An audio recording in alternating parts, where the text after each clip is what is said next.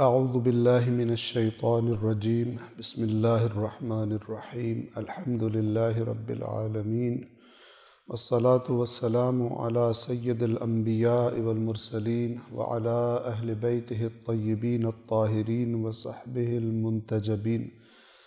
गुज़श्ता रोज़ हमने कुरान करीम के 8वें जुज़ में सूरतुल आराफ आयत नंबर 22 तक तमाम किया था। आज इंशाअल्लाह सूरतुल आराफ की आयत नंबर 23 से लेकर आयत नंबर 37 तक इंशाअल्लाह पहले तिलावत करेंगे और उसके बाद तर्जुमा और मुख्तसर वज़ाहत। अऊज़ु बिल्लाहि मिनश शैतानिर रजीम बिस्मिल्लाहिर रहमानिर रहीम क़ाला रब्बना ज़लमना अनफुसना व इल्लम तग़फ़िर लना व तरहमना लनकूनन्न मिनल ख़ासिरीन। क़ाल अहबितू बअदुकुम लिबअदिन अदुव्व व लकुम फ़िल अर्दि मुस्तक़र्रुन व मताउन इला हीन। क़ाल फ़ीहा तहयौन व फ़ीहा तमूतून व मिन्हा तुख़रजून। या बनी आदम क़द अंज़लना अलैकुम लिबासन युवारी सौआतिकुम व रिशा व लिबासुत्तक़वा ज़ालिका ख़ैर ज़ालिका मिन आयातिल्लाहि लअल्लहुम यज़्ज़क्करून। या बनी आदम ला यफ्तिनन्नकुमुश शैतानु كما أخرج أبويكم من الجنة ينزع عنهما لباسهما ليريهما سوآتهما إنه يراكم هو وقبيله من حيث لا ترونهم إنا جعلنا الشياطين أولياء للذين لا يؤمنون وإذا فعلوا فاحشة قالوا وجدنا عليها آباءنا والله أمرنا بها قل إن الله لا يأمر بالفحشاء أتقولون على الله ما لا تعلمون قل أمر ربي بالقسط وأقيموا وجوهكم عند كل مسجد وادعوه مخلصين له الدين كما بدأكم تعودون فريقا هدى وفريقا حق عليهم الضلالة إنهم اتخذوا الشياطين أولياء من دون الله ويحسبون أنهم مهتدون. يا بني آدم خذوا زينتكم عند كل مسجد وكلوا واشربوا ولا تسرفوا إنه لا يحب المسرفين. قل من حرم زينة الله التي أخرج لعباده والطيبات من الرزق قل هي للذين آمنوا في الحياة الدنيا خالصة يوم القيامة كذلك نفصل الآيات لقوم يعلمون. قل إنما حرم ربي الفواحش ما ظهر منها وما بطن والإثم والبغي بغير الحق وأن تشركوا بالله ما لم ينزل به سلطانا وأن تقولوا على الله ما لا تعلمون. ولكل أمة أجل فإذا جاء أجلهم لا يستأخرون ساعة ولا يستقدمون. يا بني آدم إما يأتينكم رسل منكم يقصون عليكم آياتي فمن اتقى وأصلح فلا خوف عليهم ولا هم يحزنون. والذين كذبوا بآياتنا واستكبروا عنها أولئك أصحاب النار هم فيها خالدون. فمن أظلم ممن افترى على الله كذبا أو كذب بآياته أولئك ينالهم نصيبهم من الكتاب حتى إذا جاءتهم رسلنا يتوفونهم قالوا أينما كنتم تدعون من دون الله قالوا ضلوا عنا وشهدوا على أنفسهم أنهم كانوا كافرين۔ سورة الاعراف کی آیت نمبر 23 سے ہم ترجمے اور مختصر وضاحت کا آغاز کریں گے، لیکن پچھلی بات دوبارہ ذہنوں میں تازہ کرنے کے لیے حضرت آدم علیہ السلام اور حضرت حوا علیہ السلام کا قصہ ابلیس کے ساتھ اللہ تبارک و تعالی بیان فرما رہا ہے، اور یہ بتایا گیا کہ شیطان نے ایسا وسوسہ کیا کہ انہوں نے اس درخت کے پھل کو چکھا اور کھایا، اور اس کے نتیجے میں آدم اور حوا کی شرم کے مقامات عریاں ہو گئے، اور جس کی وجہ سے پھر اللہ نے فطری طور پر ان کے اندر جو حیا رکھی تھی اس کی وجہ سے وہ جھٹ پٹ جنت کے پتوں سے اپنے بدن کے وہ مقامات ایک دوسرے سے چھپانے لگے، اور پھر اللہ تبارک و تعالی نے ان سے کہا کہ میں نے تم دونوں کو منع کیا تھا کہ اس کے نزدیک نہ جانا۔ بہرحال شیطان نے ان کو وسوسہ کیا، اور ان کو اس وسوسے کے نتیجے میں یہ انجام دیکھنا پڑا۔ جب اللہ تبارک و تعالیٰ نے ان کو پھر پکارا اور کہا کہ میں نے تمہیں منع نہیں کیا تھا کہ تم دونوں اس درخت کے نزدیک نہ جانا، اور میں نے تم سے نہیں کہا تھا کہ شیطان تمہارا کھلا واضح، کھلا سے مراد عدو مبین، یعنی مبین کہتے ہیں جو بالکل واضح ہو، ڈھکی چھپی بات نہ ہو، پوشیدہ بات نہ ہو۔ آیت نمبر 23 سے ہم آغاز کر رہے ہیں۔ سورۃ البقرہ میں آپ کو یاد ہوگا کہ وہاں پر اللہ تعالیٰ نے فرمایا تھا اسی قصے کو بیان کرتے ہوئے فَتَلَقَّى آدَمُ مِن رَبِّهِ كَلِمَاتٍ فَتَابَ عَلَيْهِ، آدم نے کچھ کلمات اپنے رب سے سیکھے، اور پھر ان الفاظ کے ذریعے سے، ان کلمات کے ذریعے سے توبہ کی، تو اللہ تبارک و تعالی نے ان کی توبہ کو قبول کر لیا۔ تو بعض روایات کے مطابق یہ کلمات تھے جو اس آیت نمبر 23 میں بیان کیے جا رہے ہیں۔ قالا، ان دونوں نے کہا، یعنی آدم نے اور حوا نے، ربنا ظلمنا انفسنا، اے ہمارے پروردگار ہم نے اپنے نفسوں پر ظلم کیا ہے، اپنے نفسوں پر یعنی اپنے آپ پر ظلم کیا ہے۔ وَإِن لَّمْ تَغْفِرْ لَنَا، اور اگر تو نے ہماری مغفرت نہ کی، وَتَرْحَمْنَا، اور ہم پر رحم نہ کیا، لَنَكُونَنَّ مِنَ الْخَاسِرِينَ، تو یقیناً ہم خاسرین میں سے ہو جائیں گے، خسارہ اٹھانے والوں میں سے ہو جائیں گے۔ یعنی ہم سے غلطی جو ہوئی ہے اس پر اگر تو نے ہماری مغفرت نہ کی اور اپنی رحمت کی آغوش میں ہمیں نہ لیا تو ہم یقیناً خسارہ اٹھانے والوں میں سے ہو جائیں گے۔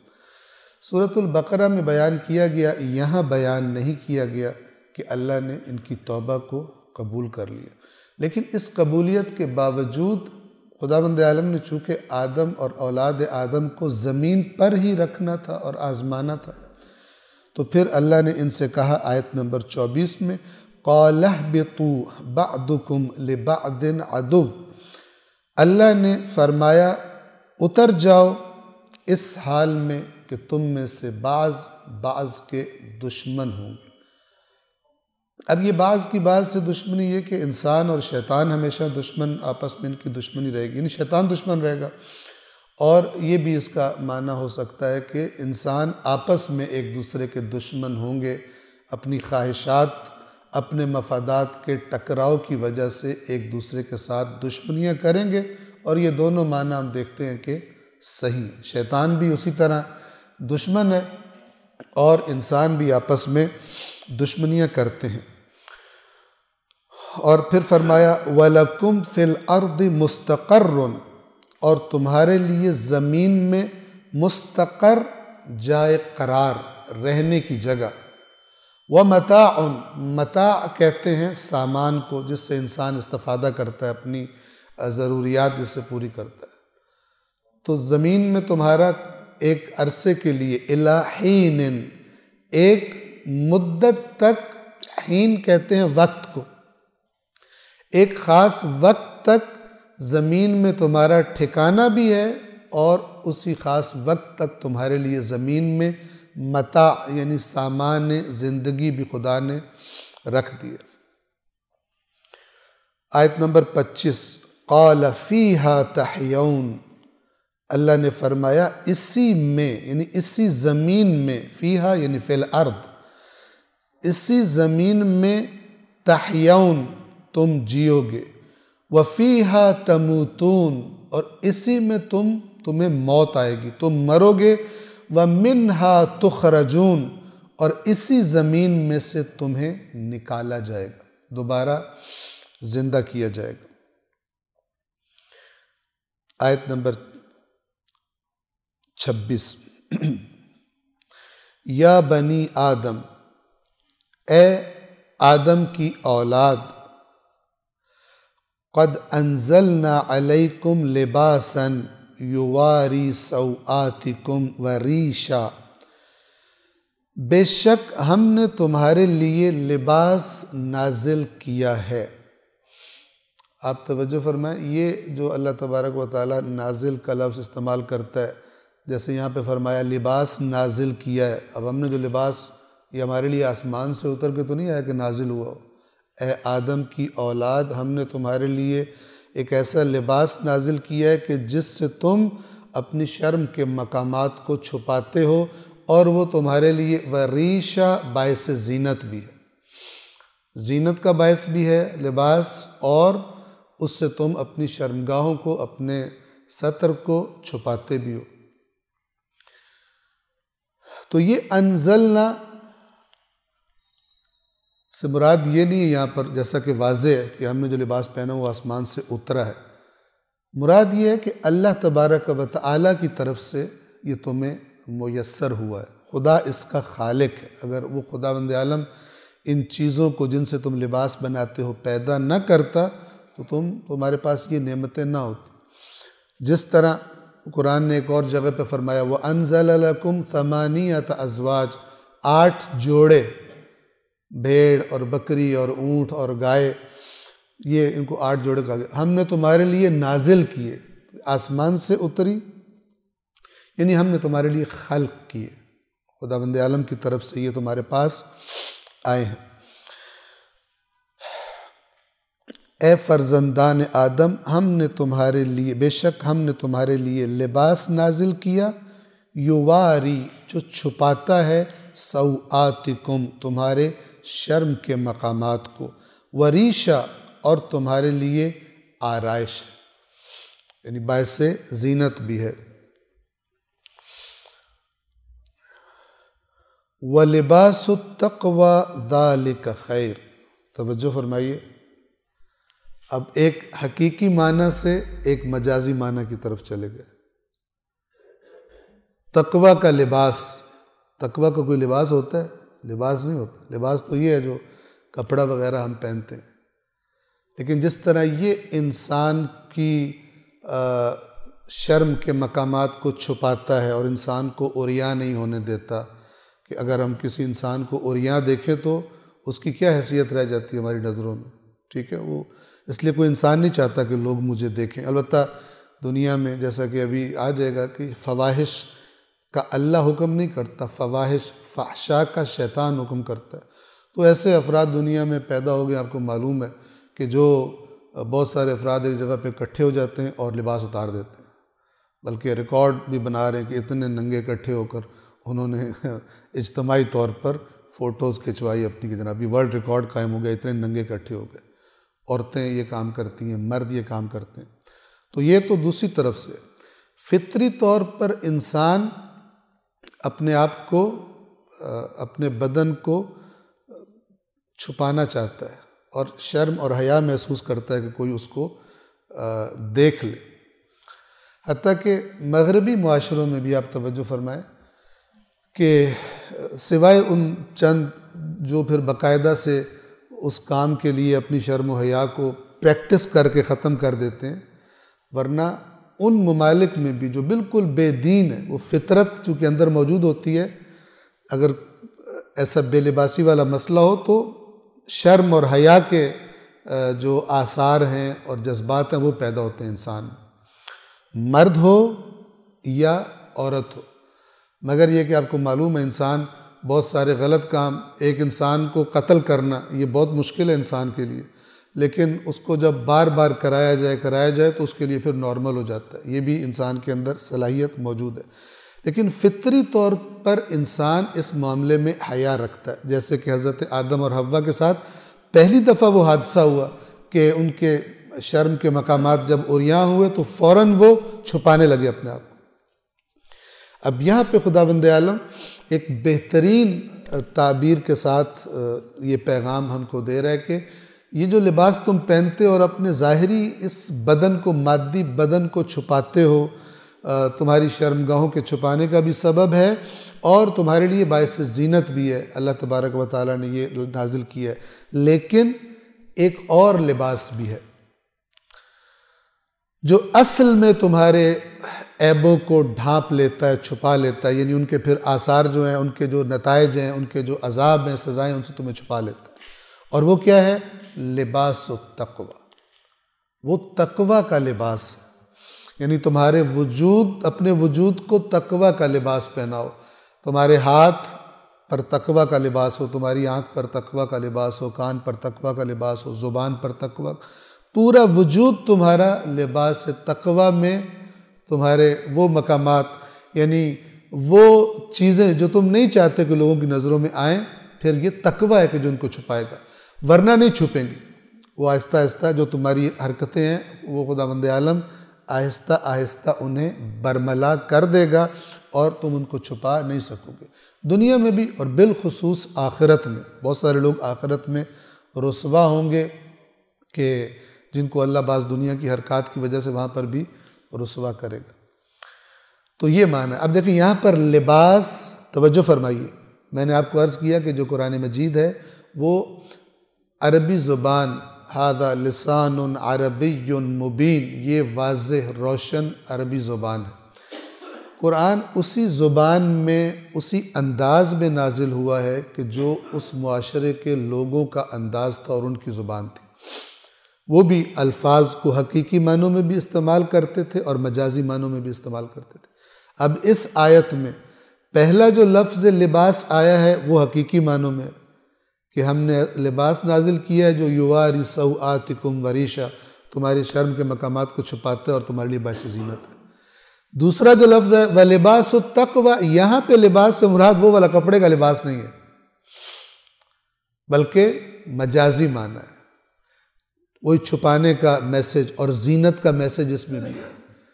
ایک دفعہ انسان اپنی زینت بناتا ہے اس ظاہری وجود کی، اچھا کپڑا پہن کے، مہنگا کپڑا پہن کے، بڑا زبردست کسی برانڈ کا کپڑا پہن کے لوگوں میں زینت بناتا ہے۔ خدا کے ہاں اس طرح زینت نہیں ہوتی حقیقت میں۔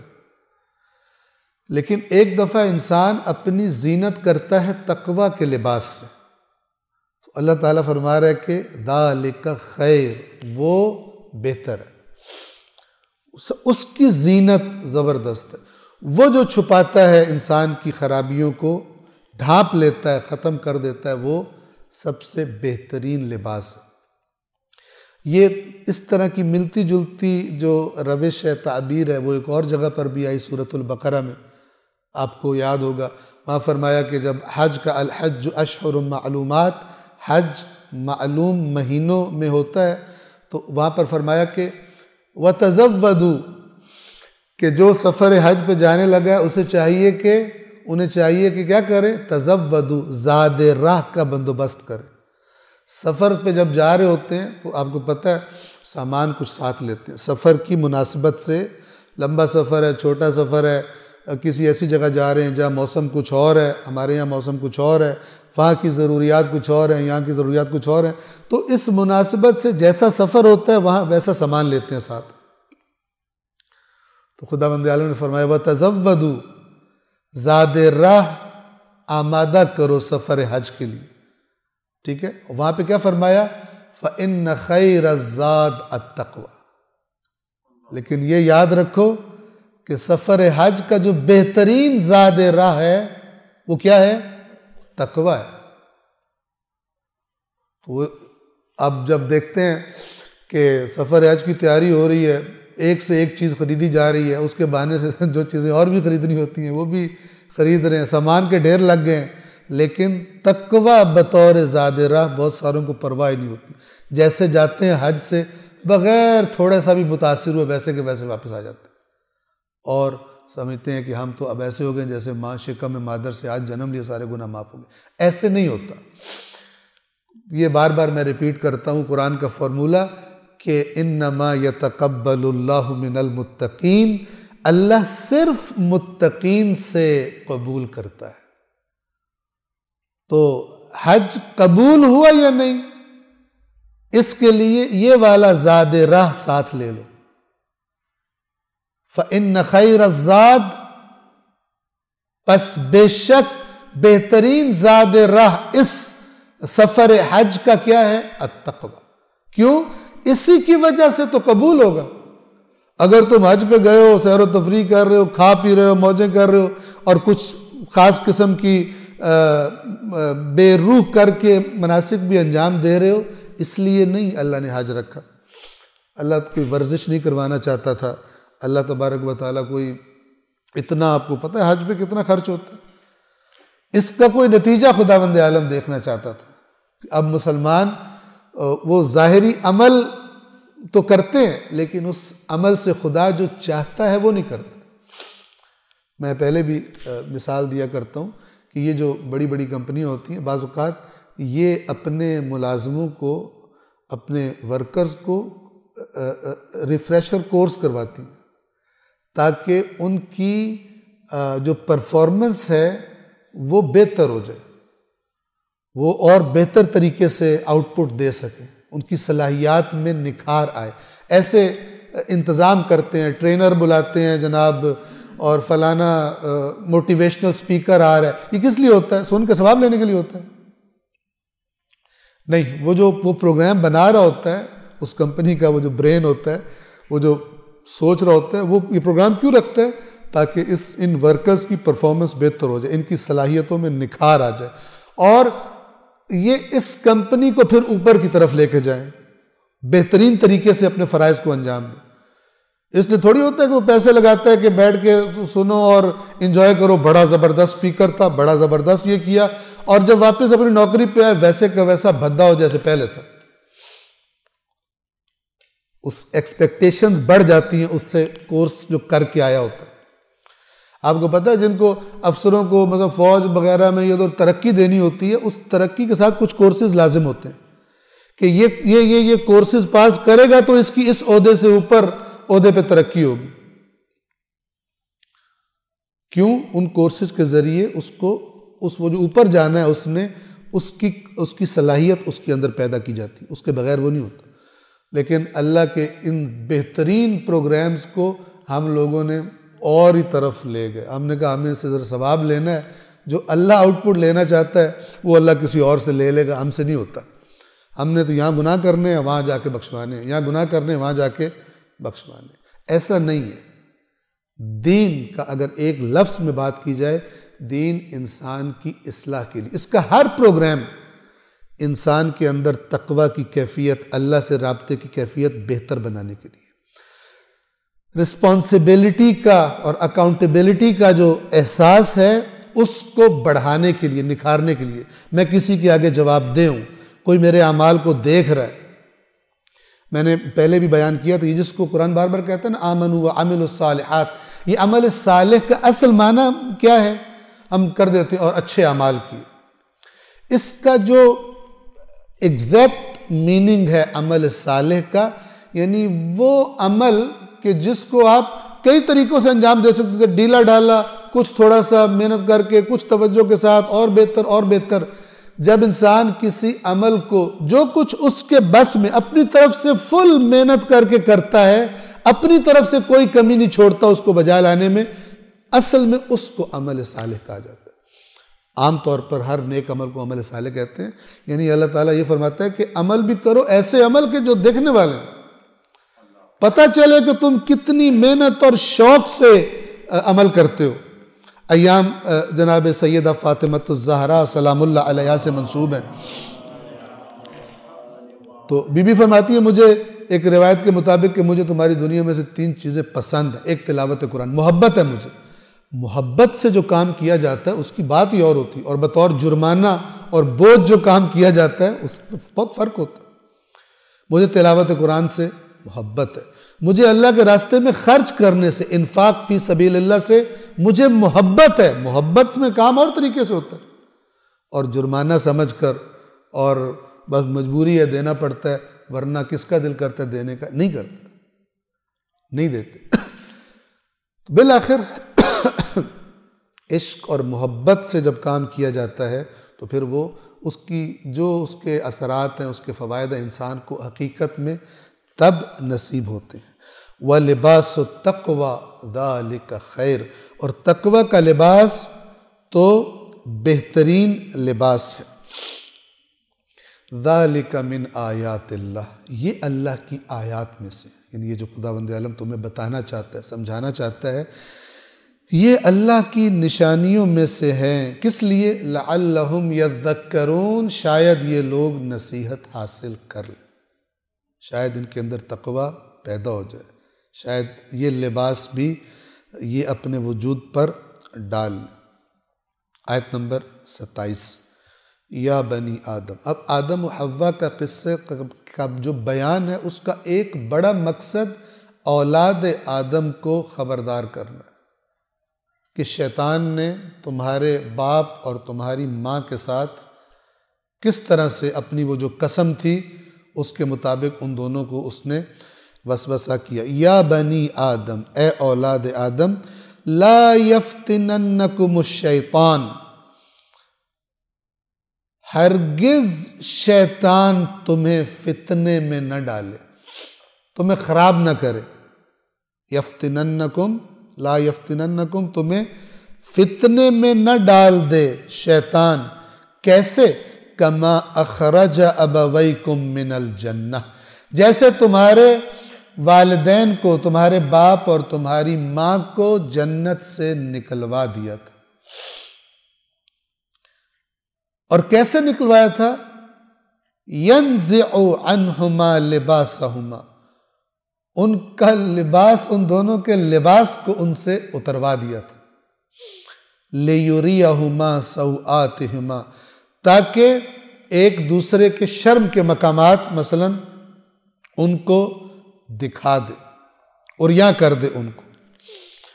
اب اس آیت میں پھر ایک پیغام ہے کہ بے حیائی اللہ کی طرف سے نہیں ہے، فطرت میں ہے انسان کے حیا، مگر یہ کہ بے حیائی کروا کے پروپیگنڈا کر کے عام کر کے انسانوں کو تبدیل کر دیا جائے، ورنہ اگر انسانوں کو تلقین نہ کی جائے اور اس میں غرق نہ کیا جائے تو فطری طور پر ہر مرد اور ہر عورت ایسے موقعوں پر حیا کے ساتھ ریئیکٹ کرتا ہے۔ اس کی ایک عزت نفس ہوتی ہے، اس کی فطرت میں ہوتی ہے۔ اِنَّهُ يَرَاكُمْ هُوَ وَقَبِيلُهُ مِنْ حَيْثُ لَا تَرَوْنَهُمْ، یہاں پہ ایک شیطان اور اس کے قبیلے کے بارے میں۔ شیطان کا قبیلہ کیا ہے؟ کبھی قرآن نے اسے قبیلہ کہا ہے، کبھی شیطان کی ذریت یعنی شیطان کی اولاد کہا ہے، اور کبھی شیطان کے لشکر کہیں۔ بات ایک ہی ہے، شیطان اور اس کا پورا سیٹ اپ۔ بے شک وہ اور اس کا قبیلہ یراکم، تمہیں دیکھتے ہیں، یعنی تمہیں اپنی نظروں میں رکھے ہوئے ہیں، من حیث لا ترونہم، جہاں سے تم انہیں نہیں دیکھتے۔ اس سے مراد شیاطین الجن بھی ہیں، یعنی وہ مخلوق کے جو نظر نہیں آتی، اور اس سے مراد وہ شیاطین بھی ہیں کہ جو پلان کرتے ہیں کہ معاشرے کو، مثلا معاشرے کے اندر بے حیائی ہونی چاہیے. وہ آزادی کے نام پر، آزادی ایک اچھا لفظ ہے، بے حیائی ایک برا لفظ ہے، ٹھیک ہے. جو بھی اس کے آلٹرنیٹ لفظ ہوگا جس زبان میں بھی اچھا بیسیکلی سمجھا جائے گا، تو وہ لفظ بدل دیتے ہیں، کام وہی کرواتے ہیں. ہم نے پہلے مثال دی تھی. پہلے مثلا اگر خدا نخواستہ کوئی عورت جو ہے وہ کم لباس کے ساتھ آ رہی ہے تو اس کو کہہ رہی ہے بڑی بے حیا ہے، ٹھیک ہے. تو آہستہ آہستہ یہ جو ایکٹر اور ایکٹریسز وغیرہ ہوتے ہیں، انہوں نے، اس طبقے نے اور ایک لفظ ایجاد کیا، بے حیائی، کیونکہ بے حیائی سے لوگوں کو ذرا پتہ چل جاتا ہے کہ کیا ہو رہا ہے. لفظ بدل دیا. کیا کہا؟ بولڈ، بہت ہی بہادر ہے، یعنی اس کو پرواہ ہی کوئی نہیں، بغیر کپڑوں کے لوگوں کے سامنے آ جاتی، اتنی بولڈ ہے. لفظ بدل دیا، لیکن کام وہی کروانا ہے، لفظ بدلنے کے ذریعے دھوکہ دے رہے.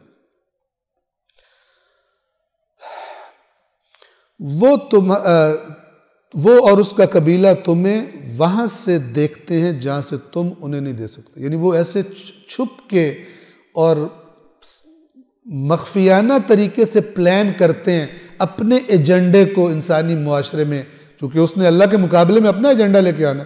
اس نے کہا تھا میں تیری صراط مستقیم پہ بیٹھوں گا گھات لگا کر، اور میں آگے پیچھے دائیں بائیں اوپر نیچے ہر طرف سے ان پہ حملہ کروں گا. یعنی جس طرف سے تیرا کوئی حکم ہے اس طرف سے میں بھی اپنی چیز لے کر آؤں گا، اور تو دیکھے گا کہ اکثر ان میں سے ناشکرے ہوں گے اور اکثر ان میں سے میری بات مانیں گے، تیرے بندے تھوڑے ہوں گے. اور وہی سینیریو دنیا میں مثلا ہمیں دکھائی بھی دیتا ہے. تو یہاں پر یہ اللہ تبارک و تعالیٰ متوجہ کر رہا ہے. اور ایک بڑی یہ یاد رکھیے انسان کی فطرت میں ایک دفعہ ہے کہ انسان کو دشمن نظر آ رہا ہوتا ہے تو وہ اپنے آپ کو اس کے مطابق دیکھتا ہے، دشمن طاقتور کتنا ہے اور مجھے کیا سٹیپس لینے ہیں، کیا حفاظتی اقدامات کرنے ہیں. ایک دفعہ دشمن دکھائی نہ دے رہا، اس وقت انسان اور زیادہ ٹینس ہو جاتا ہے، اور زیادہ ہوشیار ہوتا ہے کہ پیچھے سے نہ آ جائے، ادھر سے نہ آ جائے، سامنے سے اٹیک نہ کر دے. اسے پتہ نہیں ہوتا ہے کہاں پر اور کس طرح کا ہے، کتنا طاقتور ہے اور کس چیز سے حملہ کرے گا. تو اب یہ جو دوسرا کیس ہے، جب دشمن دکھائی نہیں دے رہا تو انسان، ایک عقل مند انسان اور زیادہ اپنی سینسز کو ہوشیار کر لیتا ہے، کہیں سے میں مار نہ کھا جاؤں.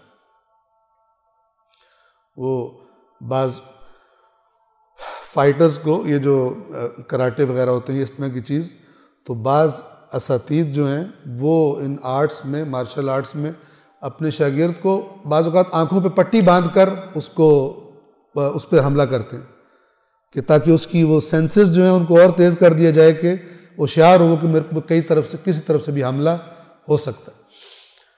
تو اللہ تعالیٰ بتا رہا ہے کہ یہ تمہارے وہ دشمن ہیں جو تمہیں دکھائی نہیں دے رہے لیکن ہیں تمہارے دشمن، اور لگے ہوئے ہیں اپنے پورے قبیلے کے ساتھ تمہارے خلاف پلان کرنے. اور وہ پلان کیا ہے؟ تمہیں خدا سے دور کرنا ہے اور تمہیں ننگا کرنا ہے، تمہیں عریاں کرنا ہے. تمہارا لباس چاہے بدن کا لباس ہو چاہے تقوی کا لباس ہو، جیسے تمہارے ماں باپ کا اس نے اتروا دیا تھا، تمہارا بھی چاہتا ہے خدا کے سامنے اتروا دے. اور دنیا میں آپ دیکھیں عریانی کا دور ہے. اور وہ کسی سے ہم نے پوچھا کہ جب آپ کا زمانہ تھا، ایک خاتون سے سوال کیا، آپ کا زمانہ تھا تو آپ تو سر پہ دوپٹہ لیتی تھی، اب آپ نے بھی اتار دیا، ٹھیک ہے، چادر لیتی تھی، آپ نے بھی اتار دیا، اور جو آپ کی اولاد ہے وہ تو اور بدتر طریقے سے، جو یعنی دیکھنے کے قابل بھی نہیں ہے، وہ اس طرح کپڑے پہنے شروع کر دیے بچیوں نے.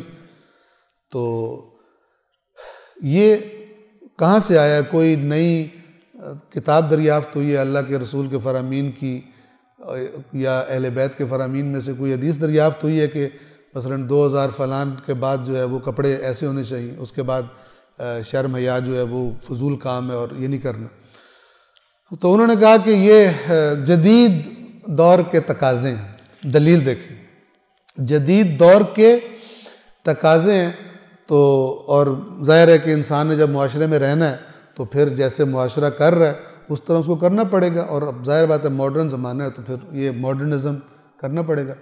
تو میں نے ان کی خدمت میں عرض کیا، کسی استاد سے سنا تھا کہ اگر یہ کپڑے کم کرنا ماڈرنزم ہے تو کتے اور گدھے تو یہ تو بہت ہی ماڈرن ہے، یہ تو پہنتے ہی کچھ نہیں، سڑکوں پہ ایسے ہی پھر رہے ہوتے ہیں، تو آپ تو یہ بہت پیچھے ہیں، بیکورڈ ہیں، ذرا سپیڈ لگائیں، ٹھیک ہے، تاکہ ماڈرنزم میں کم از کم ان کے برابر تو پہنچیں۔ صرف دیکھا دکھائی میں اور یعنی اپنی جو تعلیمات ہیں شرم و حیا کی، دین اسلام کی، ان کو بہانے سے چھوڑ دینا اور کچھ رسموں کو رکھ لینا تاکہ اس بیلنس ہو جائے اور بخشش ہو جائے۔ بعض خواتین دینی محافل میں بے حیائی کا شکار ہوئی ہوتی ایسے بیہودہ طریقے سے، اور بعض دفعہ پتہ تو نہیں ہوتا بعد میں کون گھسا ہوا کون نہیں، چھپ کے وہ ابھی ویڈیو موبائل پہ بنا رہا ہے، بعد میں اس کو وائرل کر دیتا ہے اور پورا مکتب بدنام ہو رہا ہوتا ہے۔ بعض ایکشن بنا کے شعر پڑھتی ہیں، بعد میں وائرل ہوتا ہے، مکتب بدنام ہوتا ہے کہ یہ دیکھو یہ لوگ کیا کرتے ہیں، لیکن وہ اپنی تسکین کے لیے، اپنا فن دکھانے کے لیے وہ مثلاً وہ کام کر رہے ہوتے ہیں۔ ایسا نہیں ہے۔ ایک روایات میں سے جو روایت ہے جناب سیدہ کی، وہ یہ ہے سلام اللہ علیہا، وہ یہ ہے کہ اللہ کے نبی نے سوال کیا کہ عورتوں کے لیے بہترین چیز کیا ہے، تو جناب سیدہ نے فرمایا کہ نہ وہ مردوں کو دیکھیں اور نہ مرد ان کو دیکھیں۔ تو اللہ کے نبی نے فرمایا فاطمہ میرا ٹکڑا ہے، یعنی اس شرم و حیا والے معاملے میں کمال پر ہے۔ دیکھیں، جب اپنے حق کا معاملہ آتا ہے، جب حق کے ساتھ دینے کا معاملہ آتا ہے، میدان احد میں بھی بی بی موجود ہیں۔ یعنی دین کی بات کو سمجھیں آپ، اپنی ایک جو شرم و حیا کا پیکر ہے، لیکن اگر کوئی ذمہ داری ہے تو اس کے لیے عین میدان جنگ میں بھی پہنچی ہوئی۔ ایسا نہیں ہے کہ عورت کو بالکل وہ کر دیا گیا، لیکن وہ کب ہے کہ جب وقت کا تقاضا ہو، ذمہ داری کا تقاضا ہو، گھر سے باہر آتی ہیں، بات کرتی ہیں، ڈٹ کر بات کرتی ہیں، خطبات دیتی ہیں، لیکن اگر یہ معاملات نہ ہوں اور اپنے عام حالات میں چاہتی ہیں کہ نہ مرد انہیں دیکھیں اور نہ وہ مردوں کو دیکھیں۔ عورت کا ایک مقام ہے اللہ کے پاس، اور عورت کو خداوند عالم پاک دامن اور باحیا موجود کے طور پر ایک باعزت موجود، چونکہ اس نے ماں بننا ہے، اور جیسی وہ خود ہوگی اس کا مزاج ہوگا، ظاہر ہے کہ وہ جو اللہ اس کو اولاد کی شکل میں عطا کرے گا وہ بھی اسی طرح کے پھر پرورش پائیں گے۔ صلوات پڑھیے محمد و آل محمد۔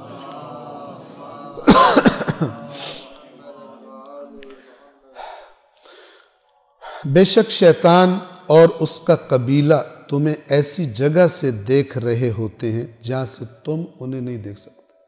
وہ کیا پلان کر رہے ہیں؟ وہ دکھا رہے کچھ ہیں، چاہتے کچھ ہیں۔ تم سمجھ رہے ہو بڑی اچھی بات کر رہے ہیں، وہ کچھ اور چاہتے ہیں، تمہیں کہیں اور پہنچانا چاہتے ہیں، اور خلاصہ اس کا کیا ہے؟ خدا سے تمہیں دور کرنا چاہتے ہیں۔ یہ پورے آدم و حوا کے قصے کا، ابلیس کے ساتھ اس قصے کا خلاصہ یہ ہے۔ وہ تمہیں خدا سے کی نافرمانی کروانا چاہتے ہیں، وہ تمہیں عریاں کرنا چاہتے ہیں، بے حیائی کی طرف لے جانا چاہتے ہیں، اور تمہیں جنت سے نکلوانا چاہتے ہیں۔ یہ خلاصہ ہے آدم اور حوا کے قصے کا، جو قرآن میں چند مرتبہ تکرار کیا گیا۔ ایک صلوات پڑھیے محمد و آل محمد۔ اور آیت نمبر 27 کا آخری حصہ پھر قابل توجہ آیت کا خلاصہ اللہ تعالیٰ کر رہا ہے کہ یہ جو شیاطین ہیں یہ کن پہ مسلط ہوتے ہیں؟ اِنَّا جَعَلْنَا الشَّيَاطِينَ أَوْلِيَاءَ، ہم نے شیاطین کو ولی قرار دے دیا ہے۔ کن کا ولی؟ کن کا سرپرست؟ لِلَّذِينَ لَا يُؤْمِنُونَ، جو اللہ کی باتوں پر ایمان نہیں لاتے، جو ایمان نہیں لاتے، خدا کی باتوں کے قریب نہیں جاتے، جن کو خدا پر اعتماد نہیں ہے، پھر دوسرا سرپرست ان کا شیطان ہی ہے، یا اللہ ان کا ولی ہے۔ اگر اللہ کو ولی نہیں بنایا، کل آیت گزری تھی یہ جو بالکل شروع میں تھی کہ اتبعوا ما انزل الیکم من ربکم، جو تمہارے رب کی طرف تم پر نازل کیا گیا ہے اس کی اتباع کرو، ولا تتبعوا من دونہ اولیاء، اور اللہ کو چھوڑ کر اور اولیاء کے پیچھے نہ چلو۔ اور اولیاء کے ان کا سردار شیطان۔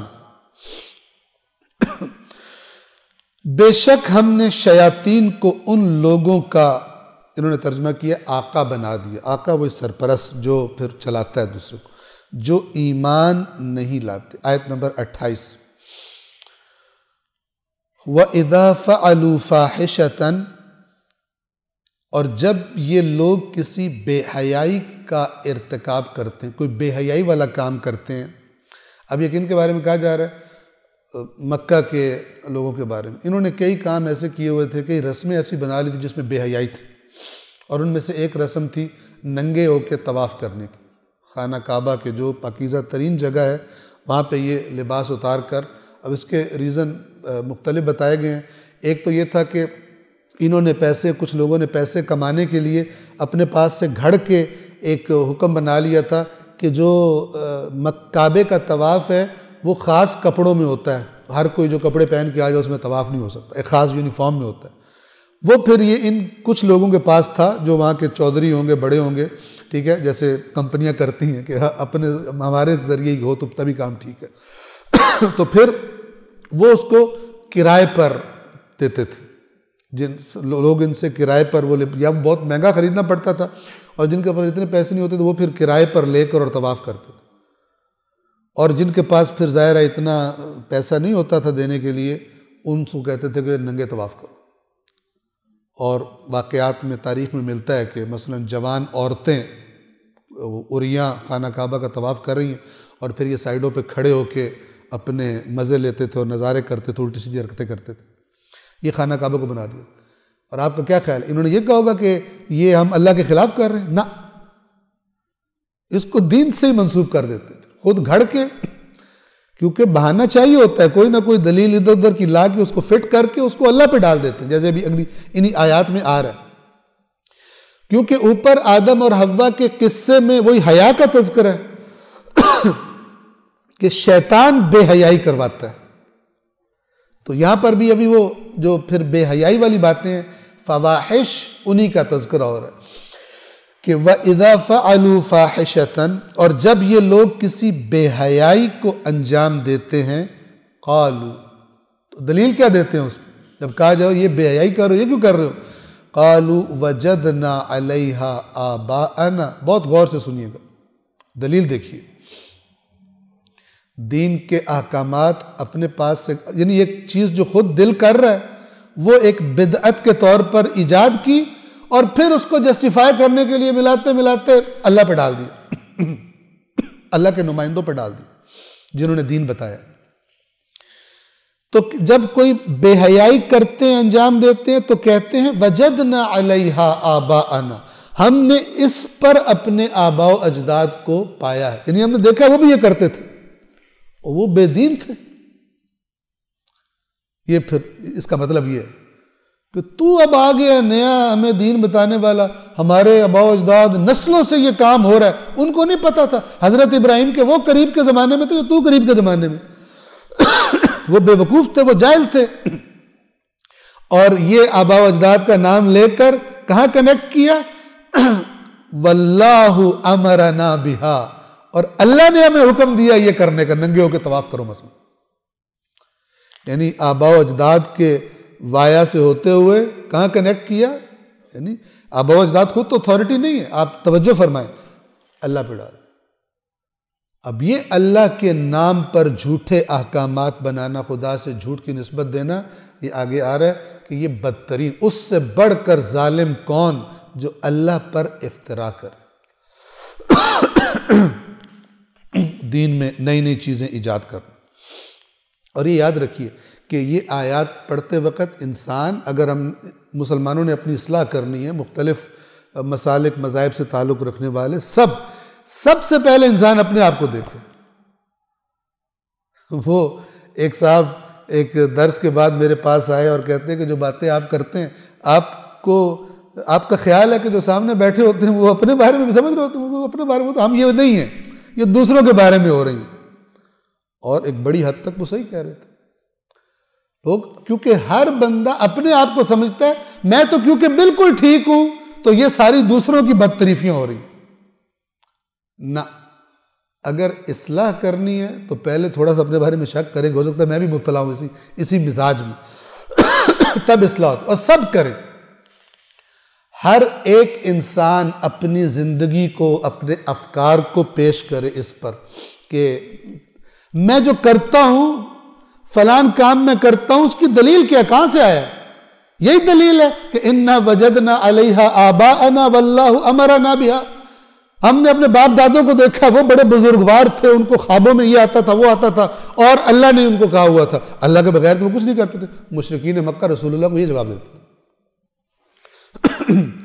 اور جب یہ لوگ کوئی بے حیائی کرتے ہیں تو کہتے ہیں ہم نے باپ دادا کو ایسا کرتے ہوئے پایا. یہ بے حیائی مذہب کے نام پہ کپڑے اتار دینا، محرم نامحرم کے فرق کو ختم کر دینا. عورتیں کھڑی ہوئی ہیں، مرد کپڑے اتار دیں وہاں پر جا کر، ٹھیک ہے، اور کہیں کہ ہم مذہبی رسومات انجام دے رہے ہیں. دین کی دھجیاں اڑائیں اور نام کس کا کر دیں؟ اللہ کا کر دیں. یہ ہم بہت بڑی عبادت کر رہے ہیں. اور پھر دیکھنے والے اس کا مذاق اڑائیں اور کہیں یہ دیکھو یہ مذہب ہے، یہ دیکھو یہ ان کی یہ حرکتیں. اور جب کوئی بے حیائی کرتے ہیں تو کہتے ہیں ہم نے باپ دادوں کو ایسا کرتے پایا اور اللہ نے ہمیں ایسا کرنے کا حکم دیا. ہمارے باپ دادے تم سے بہت سمجھدار تھے، ایسے نہیں کرتے تھے. کتنی صدیوں سے ہماری یہ رسم چلتی آ رہی. اب دیکھیے اللہ کیا کہتا ہے، قل اے رسول ان سے کہیے ان اللہ لا یأمر بالفحشاء، اللہ بے حیائی کا حکم نہیں دیتا. بے حیائیاں کرنے کا اللہ حکم نہیں دیتا. جو کام حیا سے دور ہے خدا اس کا حکم نہیں دیتا. تمہارے آباء و اجداد بھی جاہل تھے اور تم بھی جاہل ہو. اپنے پاس سے گھڑ کے دین کے نام پہ نئی چیزیں ایڈ کرتے ہو. اتقولون علی اللہ ما لا تعلمون، کیا تم اللہ پر وہ بات گھڑ رہے ہو جو تمہیں پتہ بھی نہیں ہے؟ یہ دلیل ہے کہ ہمارے بزرگان کرتے تھے تو ہم کر رہے ہیں، ہمارے آباء و اجداد کرتے تھے. وہ بات اللہ پہ گھڑ رہے ہو کہ جس کا تمہیں علم ہی نہیں. علم دلیل لے کر آؤ، بتاؤ کہ کس طریقے سے اللہ کی طرف سے یہ حکم تم تک پہنچا ہے. رسول اللہ نے تمہیں بتایا، کس نے بتایا تم؟ یہ ہے بزرگان کی اندھی تقلید. ٹھیک ہے کہ چونکہ وہ انہوں نے کیا ہے اور ان کی معرفت بہت زیادہ تھی اور تم لوگ تو ٹکے کے نہیں ہو فلان. آپ جس بھی مسلک میں چلے جائیں، جو باتیں بھی آپ ان کو قرآن کی آیت پیش کریں، وہ آپ کو کیا جواب دیں گے؟ ہمارے بزرگوں کو قرآن تم سے بہت بہتر آتا تھا، تمہاری تو حیثیت ہی کوئی نہیں، وہ تو یوں تھے تو یوں تھے. ہر مسلک اسی بزرگ پرستی میں آیات قرآن اور روایات صحیحہ کو توڑ پھوڑ کے کہیں پھینک دیتے. بزرگ کو کچھ نہ ہو، چاہے قرآن کی آیات کے ٹیڑے میڑے معنی ہو جائیں، چاہے احادیث صحیحہ جو ہیں وہ ادھر ادھر ہو جائیں، بزرگ کو کچھ نہ ہو، چونکہ وہ تو ڈائریکٹ اللہ سے وصول کرتے تھے. قل ان اللہ لا یأمر بالفحشاء، اے رسول کہہ دیجئے اللہ یقیناً بے حیائی کا حکم نہیں دیتا. اتقولون علی اللہ ما لا تعلمون، کیا تم اللہ کے بارے میں ایسی باتیں کرتے ہو جن کا تمہیں علم ہی نہیں ہے؟ اور یہ حرکتیں کرنے والے اگر اپنے جو بدعات والے ہوتے ہیں، اگر ایک دفعہ بھی ان کو توفیق ملے اور اپنے گریبان میں جھانک لیں تو ان کو جواب ملے گا کہ میرے پاس کوئی دلیل نہیں ہے. تبھی تو لڑتے ہیں، تبھی تو الٹی سیدھی باتیں کر بدتمیزیاں کرتے ہیں، چونکہ دلیل نہیں ہوتی. مزاج وہ ہے. اگلی آیت میں 29 میں فرمایا اب اللہ کس چیز کا حکم کرتا ہے؟ قل امر ربی بالقسط، میرا رب بے حیائیوں کا حکم نہیں کرتا، میرا رب تو انصاف کا حکم دیتا ہے. قسط کہتے ہیں اس حصے کو جو انصاف پر مبنی ہو، کسی کو مل جائے، اسے قسط کہتے ہیں.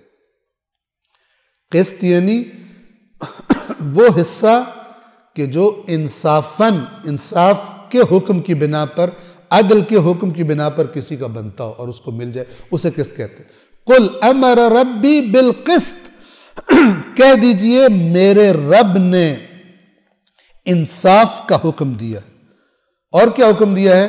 وَأَقِيمُوا وُجُوهَكُمْ عِنْدَ كُلِّ مَسْجِدٍ، اور اپنے چہروں کو قائم کر لو. آپ نے یہ اس کا میں آپ کو معنی سمجھوں، اقیم ہوتا ہے قائم کرنا، وجوہکم تمہارے چہرے، کیا کہنا؟ عند کل مسجد، ہر وقت عبادت یا مقام عبادت. جب عبادت کا وقت آئے اور عبادت کا مقام ہو تو بالکل اپنے چہروں کو قائم کر لو، سیدھا کر لو. جیسے فوجی ہوتا ہے نا، فوجی جب وہ اپنے پریڈ میں کھڑے ہوتے ہیں تو کیسے کھڑے ہوتے ہیں؟ بالکل ایک لائن میں سیدھے، ادھر ادھر دیکھتے نہیں، ان کو اجازت نہیں ہوتی. ان کو سامنے سے وہ جو کمانڈ دیتا ہے، کہتا ہے مثلا آئیز رائٹ، تو سارے ادھر ہو جاتے ہیں. کہتا ہے لیفٹ، سارے ادھر ہو جاتے ہیں. وہ کہتا ہے جناب ہوشیار، تو اس کی ایک پوزیشن ہوتی ہے. وہ کہتا ہے آسان باش، اس کی ایک اور پوزیشن ہو جاتی ہے. لیکن فل الرٹ اپنے کمانڈر کی طرف توجہ کر کے اس کے احکام کی اطاعت کر رہے ہوتے ہیں. وہاں پہ آپ نے دیکھا فوجی کوئی ایک ٹانگ پہ کھڑا ہو ڈھیلا لٹک کے، دوسرے کے کندھے پہ ہاتھ رکھ کے جناب پریڈ میں کھڑا ہوا، ٹھیک ہے. جیسے بعض اوقات ہم نمازوں میں کر رہے ہوتے ہیں، ادھر سے تکبیرۃ الاحرام شروع ہو گئی ہے، ادھر وہ چل رہا ہے، کوئی میسج چل رہا ہے، کوئی دوست سے کافی دنوں بعد اتفاقاً ملاقات ہوگی، اس کی حوال پرسی ہو رہی ہے. یہ اقیم وجوہکم نہیں ہے، سیدھے ہو جاؤ بالکل. جیسے ایک منظم مثلا میں اپنے لفظوں میں کہہ رہا ہوں، جیسے ایک فوج ہوتی ہے، جیسے مثلا پلاٹون کھڑی ہوتی ہے اور وہ بالکل ڈسپلن کا ایک بہترین نمونہ ہوتا ہے، تبھی اس کو فوج کہا جاتا ہے، تبھی وہ لڑ سکتی ہے، تبھی وہ، اسی لیے ان کو یہ کروایا جاتا ہے تاکہ ان کے اندر اطاعت کا مادہ پیدا ہو، اور یہ کہ ہم نے اپنے کمانڈر سے حکم لینا ہے، پھر جو اس نے کہنا ہے ہم نے وہ کرنا ہے. وہ اگر دائیں کہہ رہا ہے دائیں، وہ بائیں کہہ رہا ہے تو ہم نے بائیں جانا. اقیموا وجوہکم عند کل مسجد. اب آپ دیکھیں عبادات کا فلسفہ، ڈسپلن سکھانا، ایک اللہ کی اطاعت سکھانا، اور بالکل فل فلیج سارے حواس ادھر رکھ کر. عند کل مسجد، مسجد سجدے کی جگہ یا سجدے کا وقت آپ کی خدمت میں، اور اس کی جمع مساجد. وَادْعُوهُ مُخْلِصِينَ لَهُ الدِّينَ، اور اس کو پکارو دین کو اسی کے لیے خالص کر کے، یعنی صرف اس کو پکارو، صرف اس کی عبادت کرو، کسی کو اس کے بیچ میں شریک نہ کرو. وَادْعُوهُ، اور اسے پکارو مخلصین لہ الدین، اسی کے لیے دین کو خالص کر کے، اور پوری توجہ کے ساتھ اپنا رخ اسی طرف سیدھا کر کے. کما بدأکم تعودون، کون ہے وہ؟ فرما رہے جس طرح اس نے تمہیں ابتدا میں پیدا کیا تھا اسی طرح تمہیں دوبارہ پلٹائے گا. جیسے آیت گزر چکی ہے پہلے کہ اللہ نے فرمایا کہ تم ہمارے پاس اسی طرح اکیلے آ گئے جس طرح ہم نے تمہیں پہلی مرتبہ خلق کیا تھا. جب دنیا میں آئے تھے شکم مادر سے مثلا، کیا تھے تم؟ اسی طرح تم اکیلے آؤ گے. اور جیسے اس وقت انسان بے بس اور بیچارہ ہوتا ہے، اللہ کے سامنے بھی بے بس اور بیچارہ ہوگا. کوئی ایسا نہیں کہ اللہ کے مد مقابل کوئی طاقت ساتھ لے کر آ جائے. کما بدأکم تعودون، جس طرح اس نے تمہیں ابتدا میں پیدا کیا اسی طرح پھر پیدا کیے جاؤ گے، واپس پلٹو گے. آیت نمبر 30، حالت کیا ہوگی اس وقت؟ فریقاً ہدا وفریقاً حق علیہم الضلالہ، ایک گروہ وہ ہوگا جس کو اللہ نے ہدایت کر دی تھی، اور ایک گروہ وہ ہوگا کہ جن پر گمراہی کی بات پوری ہو گئی تھی. یعنی یہ دو گروہ آئیں گے قیامت کے دن، ایک ہدایت یافتہ اور ایک گمراہوں کا. کیوں گمراہ ہوئے؟ انہم اتخذوا الشیاطین اولیاء من دون اللہ، بے شک ان لوگوں نے اللہ کو چھوڑ کر شیاطین کو اپنے سرپرست، اپنے آقا بنا لیا تھا. اب دیکھیں یہاں سے سمجھ آتا ہے کون آقا ہوتا ہے؟ جس کے کہنے پہ چلا جائے، جس کے مشوروں سے زندگی گزاری جائے، کیسے کمائی کرنی ہے، کہاں سے کیا کرنا ہے فلاں. یہ نہیں ہے کہ زندگی میں وہاں پر آقا کوئی اور ہے پریکٹیکل لائف میں، اور ادھر منہ دکھائی کے لیے اور رجسٹر میں پریزنٹ لگوانے کے لیے ادھر بھی آ گئے، اور تاکہ ہمیں ادھر والا مسئلہ بھی ہمارا ڈسکنیکٹ نہ ہو، تاکہ اگر آگے پھنس جائے تو کہے ہم تو ادھر، ہم تو اس پارٹی کے بندے. انہوں نے شیاطین کو اپنے سرپرست بنایا تھا اللہ کو چھوڑ کر. اور یہ آخری حصہ جو یہ بہت خطرناک بات کی طرف توجہ کروا رہے ہیں. وَيَحْسَبُونَ أَنَّهُمْ مُهْتَدُونَ، اور یہ سمجھتے ہیں کہ ہدایت یافتہ ہیں. یہ بدترین حالت ہے. ایک بیمار وہ ہوتا ہے جس کو پتہ ہو لگ جاتا ہے کہ میں بیمار ہوں، وہ علاج کروائے گا. ایک وہ بیمار ہے کہ جو کہتا ہے کہ میں صحت مند ہوں، بیمار نہیں ہوں، اور جو اسے کہے بیمار ہے اس سے لڑ پڑتا ہے. کسی اپنے آپ کو صحت مند، اس کو کون ٹھیک کرے گا، اس کو کون علاج کرے گا؟ یہ تو آگے سے اس کو لڑ پڑتا ہے جو اسے کہتا ہے کہ تھوڑا بیمار ہے، کہتا ہے بالکل فٹ ہوں، تو بیمار ہے، اپنی شکل دیکھ. یہ خطرناک ترین حالت ہے، اور اس میں بہت سارے لوگ مبتلا ہوتے ہیں. یعنی جہاں سے لینا چاہیے تھا حقیقی دین، حقیقی ہدایت، وہاں سے نہیں لی ہوئی، بس جدھر سنا کے آ گئی. اور سمجھتے ہیں ہم سے بڑا ہدایت یافتہ ہے ہی کوئی نہیں. ایسے کو جب کہو کہ یار یہ تم کیا کر رہے ہو، ادھر یہ لکھا ہوا ہے، گلے پڑ جائے گا. مزاج کو دیکھیے، مزاج کیا خدا بند عالم بتاتا ہے. وَيَحْسَبُونَ أَنَّهُمْ مُهْتَدُونَ، اور بزعم خود اپنے گمان میں یہ سمجھتے ہیں کہ ہدایت یافتہ ہے. باتیں شیطانوں کی مانتے ہیں، سارے الٹے سیدھے کام کرتے ہیں اور اپنے آپ کو سب سے زیادہ ہدایت یافتہ سمجھتے ہیں. آیت نمبر 31، یا بنی آدم خذوا زینتکم عند کل مسجد، اے بنی آدم، اے آدم کی اولاد، ہر عبادت کے وقت یا عبادت کے مقام پر اپنی زینت کو اخذ کر لیا کرو. یعنی جیسے کسی مثلا اچھی شخصیت سے تم نے ملنا ہو، کسی معتبر باوقار محفل میں تمہیں جانا ہو تو کیا جاتے ہو؟ ایسے الٹی سے چلے جاتے ہو، اٹھ کے منہ دھوئے بغیر، بال بنائے بغیر؟ نہیں. اللہ کی بارگاہ میں بھی جب آؤ تو اپنی زینت کے ساتھ آؤ، مناسب صاف ستھرے لباس میں. ایسا نہ ہو کہ جو تمہاری حالت بتا رہی ہو کہ تم ایسے ہی، کوئی تمہیں پرواہ نہیں ہے، اٹھ کے ایسی جگہ میں آؤ جس جگہ کہ تم کوئی اہمیت کے قائل نہیں ہو. خذوا زینتکم، اپنی زینت اخذ کر لو، یعنی اپنی زینت کر لو عند کل مسجد. ٹھیک ہے، مقام عبادت، مقام سجدہ یا وقت سجدہ. وَكُلُوا وَاشْرَبُوا، اور کھاؤ اور پیو.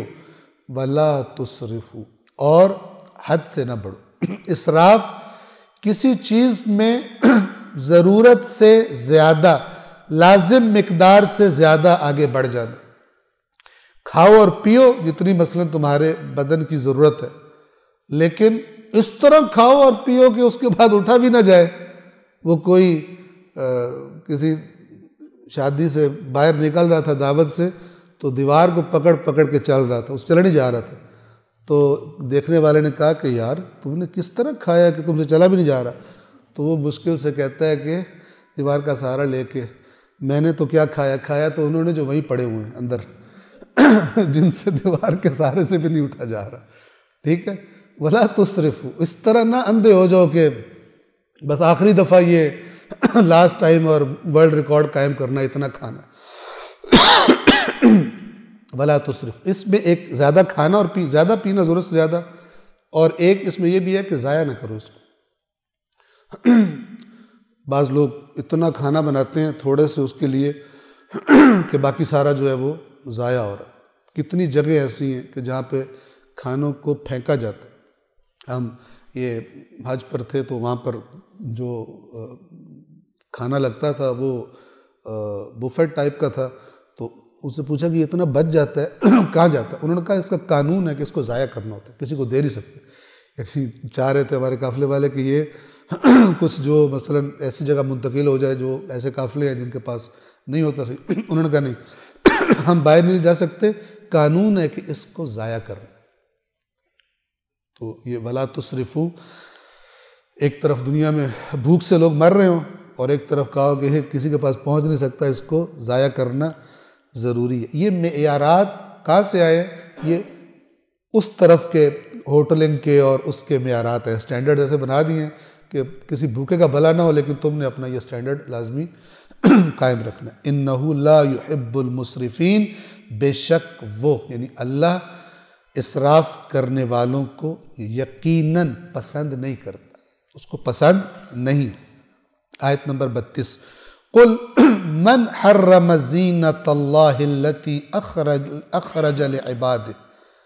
اب اس آیت میں جو ایک نارمل طریقے سے اللہ کی نعمتیں اور وہ چیز کو جو انسان کے لیے باعث زینت ہے ان کو استعمال کرنا، خداوند عالم کہہ رہے ہیں کس نے اسے حرام کیا؟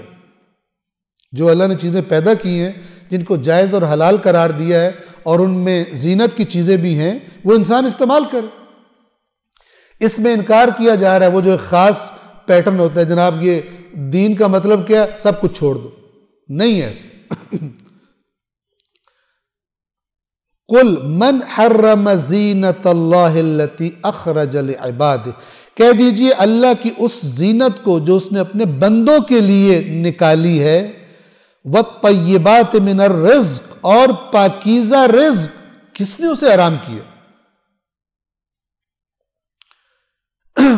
قل ہی للذین آمنوا فی الحیات الدنیا، اے رسول کہہ دیجئے اس دنیاوی زندگی میں یہ مومنوں کے لیے، یعنی اللہ زیادہ راضی ہوتا ہے جب مومن اس کا اطاعت گزار، ایک بندے کے دو نوکر ہو، ایک اس کا اطاعت گزار ہو اور ایک چیٹر ہو، تو اس کو کیا خوشی ہوتی ہے؟ جو اطاعت گزار ہے وہ اس کو انعام دے کر اور اس کو وہ انجوائے، مثلا کوئی اچھی چیز اس کے پاس ہو، یا وہ جو چیٹر ہے اس کا مال نمک حرامی کر رہا ہے، فرض کریں اس کو دینا دونوں کو برابر ہے، دنیا میں اللہ تعالیٰ نے یہ قانون بنایا، لیکن اس کو وہ جو اطاعت گزار ہے وہ جب اس سے استفادہ کرتا ہے تو وہ مالک زیادہ خوش ہوتا ہے، اور اس پہ تو اسے غصہ آتا ہے کہ یہ نمک حرامی بھی کرتا ہے اور میرے مال سے یہ موجے بھی کر رہا ہے۔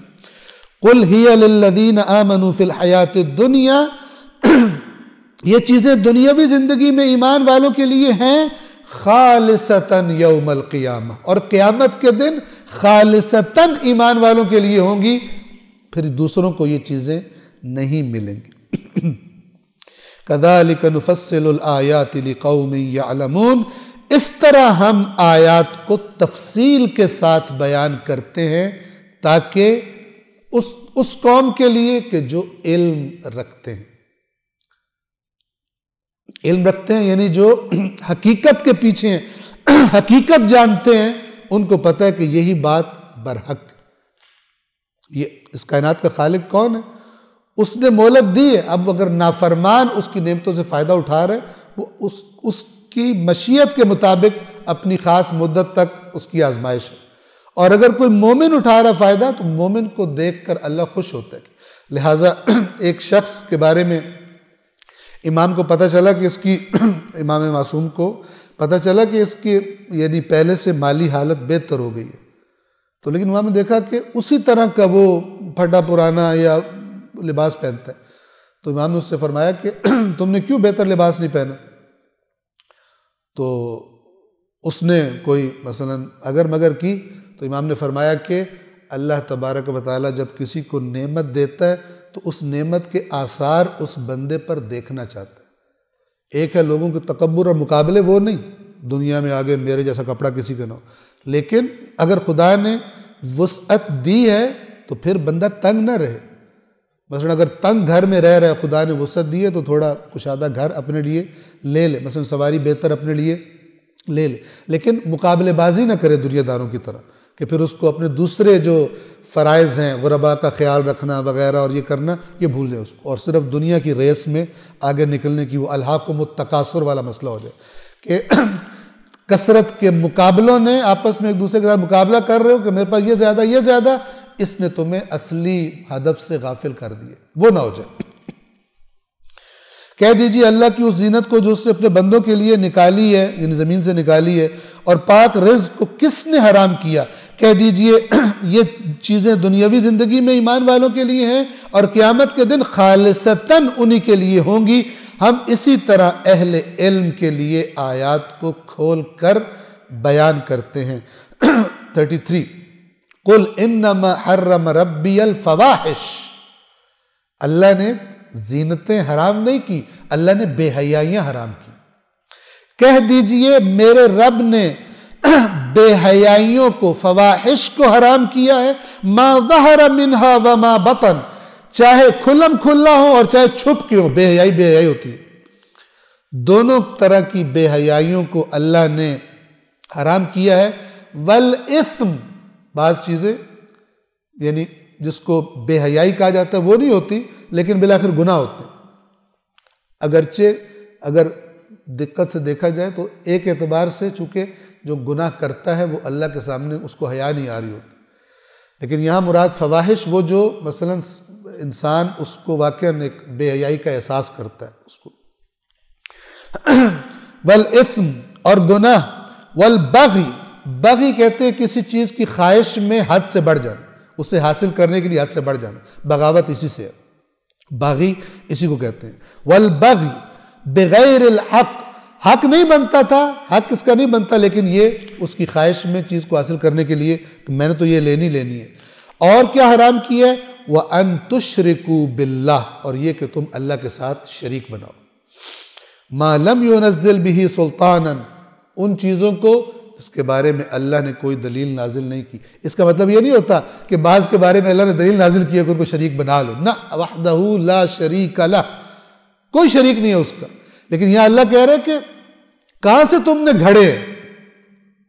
اگر اللہ نے بنانا ہی ہوتا تو وہ خود دلیل نازل کرتا کہ یہ میرے شریک ہیں، یہ میرے کاموں کے اندر میری ہیلپ کرتے ہیں، ان کے بغیر میرا گزارا نہیں ہوتا، یہ میرے مثلا فلان ہیں۔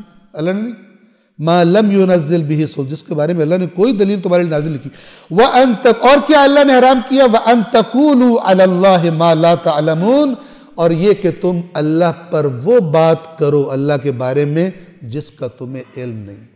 یہ ایک اہم ترین ہے کہ جب انسان دین سے نسبت دیتا ہے، توجہ کیجئے، مثلا مکتب اہل بیت میں جب کوئی کہتا ہے امام نے یہ فرمایا، تو اس کے پاس ایک معقول دلیل ہونی چاہیے کہ جس کی بیس پر کہہ رہا ہے امام نے فرمایا، ایویں ہی سن کے کہہ دیا۔ رسول اللہ نے یہ فرمایا، کیوں؟ اس لیے کہ جب وہ کہہ رہا ہوتا ہے امام نے فرمایا، یعنی یہ اللہ کا حکم ہے۔ مکتب اہل بیت یہ کہتا ہے، کیونکہ امام ائمہ کا ہمارے فرمان ہے کہ ہم اپنے پاس سے ہرگز کوئی بات تمہیں نہیں بتاتے، ہم تمہیں جو کچھ بتاتے ہیں وہ اللہ کے نبی کا فرمان ہوتا ہے، یہ صراحت ہے ان کی۔ کیوں؟ اس لیے کہ دین رسول اللہ کی زندگی میں اللہ نے کامل کرنے کا اعلان کر دیا ہے، ایڈیشنز کی ضرورت نہیں ہے۔ یہ جو ایڈیشنز کرتے پھرتے ہیں اللہ کو جواب دیں گے، یہ اللہ سے زیادہ سمجھدار، اللہ کے رسول زیادہ سمجھدار، ان کو لگتا ہے اسلام میں یہ کمی رہ گئی تھی جو ہمارے دادے نے آگے پوری کی ہے، نئی رسم شروع کر دی۔ اللہ کو نہیں پتہ چلا، رسول کو نہیں پتہ چلا، ائمہ اہل بیت کو نہیں پتہ چلا، اب ہمارے دادا کو، ہمارے بزرگوں کو پتہ چل گیا، انہوں نے نہیں کی ہے، اس کو گڑ گھڑ کے اینڈ میں اللہ پہ ڈال دیں گے۔ وہی مزاج جو اللہ مشرکین کا بتا رہا ہے، کفار مکہ کا بتا رہا ہے، کہ غلط کام کرتے ہیں، بے حیائی کرتے ہیں، تو کہتے ہیں کہ ہمارے بزرگوں کو ہم نے ایسے ہی دیکھا ہے اور اللہ نے ہمیں حکم دیا، یعنی بزرگ وایا بزرگان کہاں ڈالتے ہیں بات کو؟ جا کر اللہ کے کھاتے میں ڈال دیتے ہیں۔ وَأَن تَقُولُوا عَلَى اللَّهِ مَا لَا تَعْلَمُونَ، اور اللہ نے یہ حرام کیا کہ تم بغیر علم کے اللہ پر کوئی بات کر دو، اللہ کے ساتھ کسی بات کو جوڑ دو۔ 34 وَلِكُلِّ أُمَّةٍ أَجَلٌ، اور ہر امت کا ایک معین وقت جب تک اس کو مہلت ہے، اور اللہ تبارک و تعالیٰ پھر اس امت کو پکڑے گا، اس گروہ کو پکڑے گا۔ وَلِكُلِّ أُمَّةٍ أَجَلٌ، اور ہر قوم کے لیے ایک وقت مقرر ہے۔ فَإِذَا جَاءَ أَجَلُهُمْ، پس جب ان کا وہ وقت مقرر آ جائے گا، لَا يَسْتَأْخِرُونَ سَاعَةً وَلَا يَسْتَقْدِمُونَ، تو نہ ہی ایک گھڑی تاخیر کر سکیں گے، اس کو پوسٹ پون کروا سکیں گے، اور نہ ہی ایک لحظہ پہلے اسے کروا سکیں گے، اسی وقت پکڑے جائیں گے جس بھی حال میں، جب وہ وقت معین آ جائے گا۔ یہ اللہ کس لیے کہہ رہا ہے کہ یہ اللہ پر جھوٹ گھڑنے اور نئے نئے احکامات بنانے اور چیزیں کرنی اور بے حیائیاں کرنی ہیں، یہ کر لو، خدا نے ایک وقت معین کیا جب تک تمہیں اس نے اختیار دیا، اور یہ تمہارے ہاتھ پاؤں تمہارے اختیار میں، تم کرو، تمہاری صلاحیت جو مرضی کرو استعمال، لیکن یہ یاد رکھو کہ ایک وقت ایسا ہے کہ جس سے نہ ایک سیکنڈ بھی میں کہہ رہا ہوں، یہ جو ہوتا ہے ساعتن، یہ جو ٹائم ہوتا ہے اس کے چھوٹے فریکشن کو کہتے ہیں، اور آپ کو پتہ ہے اس کا کوئی انسان لمٹ معین نہیں کر سکتا، اور جیسے جیسے چیزیں وہ طاقتور ہوتی جا رہی ہیں، پتہ نہیں ایک سیکنڈ کو کتنے اس میں تقسیم کر دیے فلان، تو وہ کم ترین جو فریکشن ہے ٹائم کا، اتنا بھی نہ اس کو آگے کر سکیں گے نہ اس کو پیچھے کر سکیں گے، ایسا اللہ تبارک و تعالیٰ گرفت میں لے گا۔ لہٰذا الٹی سیدھی باتیں اللہ کی طرف منسوب کرنا اور بے حیائیاں کرنا، ان لوگوں کو اس وقت کو یاد رکھنا چاہیے۔ یا بنی آدم، اے آدم کی اولاد، یہ بار بار بنی آدم کیوں کہا جا رہا ہے؟ کیونکہ آدم کا قصہ بیان کیا، ٹھیک ہے، اور کہا جا رہا ہے کہ اپنے باپ کے قصے سے عبرت لو۔ یا بنی آدم، اے بنی آدم، اے اولاد آدم، اما یأتینکم رسل منکم، اگر تمہارے پاس تم ہی میں سے رسول آئیں۔ یہ بات کیوں کہی جا رہی ہے اگر تمہارے پاس آئیں؟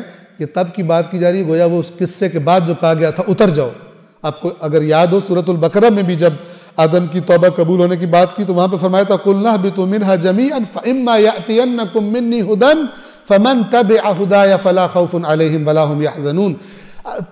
تو اگر میری طرف سے تمہارے پاس ہدایت آئے تو جس نے میری ہدایت کی پیروی کی پیچھے چلا انہیں نہ کوئی خوف ہوگا نہ کوئی غم ہوگا. یہاں پر بھی وہیں سے بات کر رہے ہیں کہ وہ جب اتارا جا رہا ہے تو کہا جا رہا ہے اے آدم کی اولاد اگر تمہارے پاس خود تم ہی میں سے رسول آئیں اور وہ رسول کیا کرتے ہیں یقصون علیکم آیاتی جو میری آیات تمہیں پڑھ کے سناتے ہیں.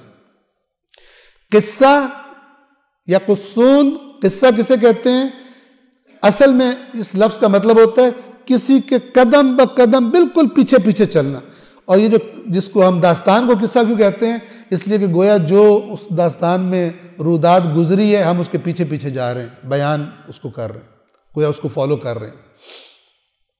تو یعنی ایسے رسول تم میں سے تمہارے پاس آئیں اگر کہ جو کیا کرتے ہیں بالکل ایکیوریٹ اللہ کا پیغام اس کی آیات تمہیں سناتے ہیں تو پھر جان لو فمن اتقا تو پھر جس نے تقوی اختیار کیا یعنی جو اللہ کی آیات بیان کی گئی ہیں ان کے مطابق جس نے احتیاط کی بچا اللہ کی نافرمانی سے وَأَصْلَحَ اور اگر کوئی خرابی تھی تو اصلاح کر لی ان آیات کے مطابق اپنی اصلاح کر لی فَلَا خَوْفٌ عَلَيْهِمْ وَلَا هُمْ يَحْزَنُونَ تو انہیں نہ کوئی خوف ہوگا نہ کوئی غم ہوگا.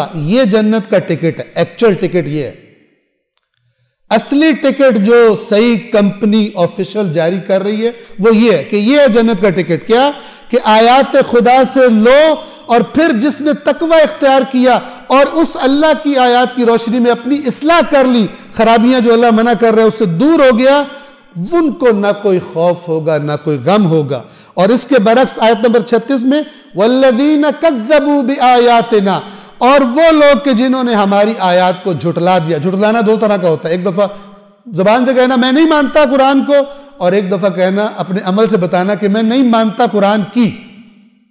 ایک دفعہ کہنا میں نہیں مانتا اللہ کو ایک دفعہ کہنا میں نہیں مانتا اللہ کی بات. ایک دفعہ کہنا میں رسول اللہ کو نہیں مانتا ایک دفعہ کہنا اپنے عمل سے بتانا کہ میں رسول اللہ کی بات نہیں مانوں گا. ایک دفعہ کہنا کہ میں علی کو نہیں مانتا ایک دفعہ اپنے عمل سے بتانا کہ میں علی کی بات نہیں مانتا. قرآن مجید کا اصول یہ ہے واضح اور شفاف آیات میں اے ایمان والو وہ کیوں کہتے ہو جو کرتے نہیں. اگر اللہ کو مانتے ہو تو اللہ کی بات کیوں نہیں مانتے؟ اگر رسول کو ماننے کا دعویٰ کرتے ہو رسول کی بات کیوں نہیں مانتے؟ اگر علی کو مانتے ہو علی کی بات کیوں نہیں مانتے؟ شیطان اللہ کو مانتا تھا اللہ کی بات نہیں مانی تھی نکال دیا اللہ نے اس کو. قرآن کی آیات شفاف. اس کے بعد ڈھکوسلے گھڑنا ائمہ کے نام پر ادھر ادھر سے لا کے فیک ٹکٹس جاری کرنا نتیجہ کیا قوم ہے دیکھیں غیر ذمہ دار قوم جن کا اللہ کے دین کو سر بلند کرنے کا ان کی زندگیوں میں کوئی ہدف کوئی آبجیکٹو نہیں ہے. اپنی دنیا میں لگے ہوئے ہیں کہیں پھنس جائیں تو دین زیادہ یاد آ جاتا ہے. پھنس جائیں تو دعائیں ہو رہی ہے آج ہمارے گھر میں تو کیوں جی ہمارا فلانا کام پھنس گیا ہمارے وہ ترقی میاں کی ترقی رک گئی ہے فلان ہو گیا یہ ہو گیا اب ہم نے یہ کرائی. یہ دین اس لیے آیا تھا. یہ تو بہت ہی سیکنڈری بہت نیچے کی چیزیں تھی. دین تو انسانوں کی زندگیوں کا رخ متعین کرنے آیا تھا.